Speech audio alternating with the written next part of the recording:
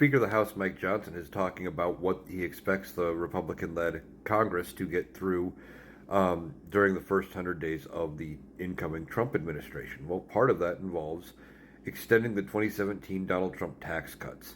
Now, those tax cuts for the poor middle classes are set to expire next year. The tax rates were temporary, and they've steadily been going up since 2020.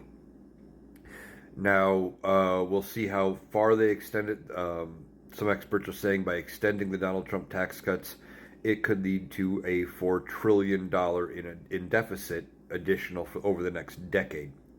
Beyond that, they are talking about potentially taking up Donald Trump's idea for no tax on overtime.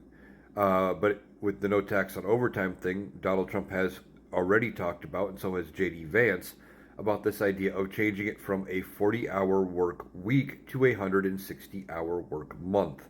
What that would mean is until you have worked 160 hours in a month, that would mean no overtime. So the first week of the month you could work 50 hours, the second week you could work 50 hours, the third week you could work 50 hours, and then your employer could say, hey, yeah, you're on 10 hours that last week, and you get no overtime. You get the same base pay. You get the equivalent of 40 hours a week spread across the month, but you get no overtime now. And if you think employers aren't going to find a way to use this, you would be mistaken. I worked for a company with the Affordable Care Act that when they found out they had a year, as long as your employees didn't go over, I think it's 30 hours a week average to get insurance, they would do and track that average throughout the year. And sure, if the first 6 months of the year we needed the employee that was part-time, we would use them 40 hours, sometimes overtime. And then come the last 3 months of the year, they were looking at that average and going, oh, if you work more than 22 hours a week now, the next 12 weeks, we have to give you insurance. So you can't go over 22 hours, so schedule them 20. And then now you have people who were getting 35 to 40 hours a week getting 20 or less. And companies are going to do that. But I don't know if that's going to pass Congress, but they're talking about it. And then Mike Johnson also said they're going to be talking about Donald Trump's idea for no taxes on tips.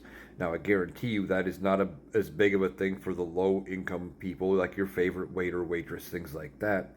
What they're looking at for no taxes on tips is finding a way to restructure the people at the top's bonus pay. Instead of calling it a bonus, now they're going to call it a tip or something like that. So they get these big bonuses, these multi-million-dollar bonuses, as a tip instead of a bonus, therefore no tax.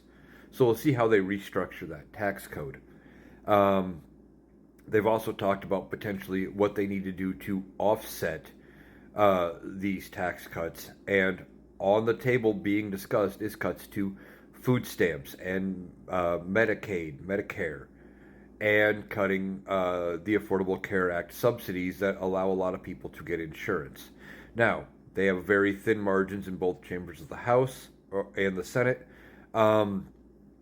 With the Senate, they can use the reconciliation process so they can get around the filibuster. Although with such a thin margin in the House, it would only take a few Republicans to say, yeah, we don't want to do this. We're blocking, some of the things like cutting the Affordable Care Act subsidies, things like that. I don't know what they will do, but that is a possibility because they are dealing with such a thin margin. So we'll see what happens, but they're already talking about one of their top priorities is going to be giving rich people more money.